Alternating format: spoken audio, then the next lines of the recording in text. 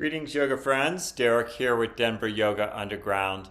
Today I will offer a bit of wisdom on yoga asana. Now, I first learned this about 20 years deep into being a student, half of which was I was also teaching.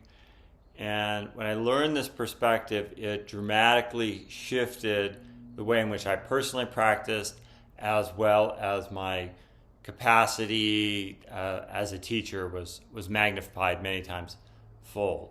And it's a very simple idea. This is hidden in plain sight. And it comes down to this, that the spinal axis is the centralmost point of reference, one among a few others, but a essential point of reference in yoga, in each of the poses. So you can orient your spine in one of 6 essential directions. That's a neutral spine. You can come into a forward fold, you can go into a back bend, you can bend laterally, you could also twist, and then there's this category of inversion. So you can it's neutral but upside down. Okay. Now, each of these orientations has a specific psychological impression, right? You feel it when you go into a back bend. Obviously, there's a very dramatically different vibe that goes with that versus a forward fold versus a twist versus standing on your head, for example. And it doesn't matter if you're seated or you're standing or you're lying on your back or otherwise oriented. If you do a forward fold, seated or standing, it has a similar vibe. And if you do chair pose and you do bhujangasana, either standing or on the ground, they both have a similar vibe to them as well.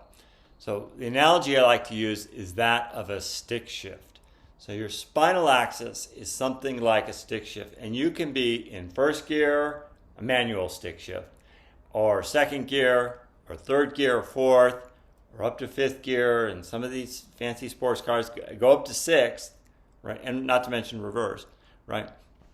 So how you go a different speed if you're in first than if you're in 6th grade. A dramatic, qualitatively, totally different experience.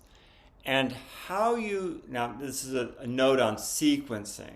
Because I've experienced some classes where it's like anything goes. It felt more like choreography. Like, how can I, as creatively as possible, get from point A to B to C to D, rinse and repeat on the second side. And in my own experience, it left me a little disjointed. Like, where is this going? Are we really, truly cultivating the spirit of, say, forward folds or back bends or the unique chemistry that each one of these orientations has to offer? So here's a basic perspective. Consider how you transition from one gear to the next, right? You don't just go from 6th gear down into 1st gear, right? That would present a problem, or even down to 3rd gear for that matter.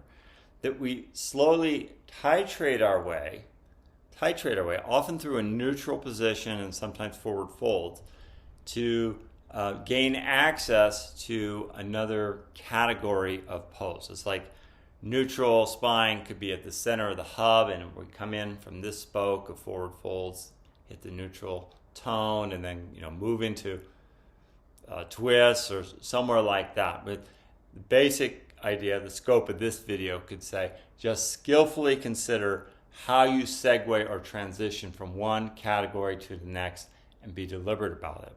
And explore a bit as to what the unique energy or chemistry of a forward fold, a back bend, twist, inversion, lateral, etc.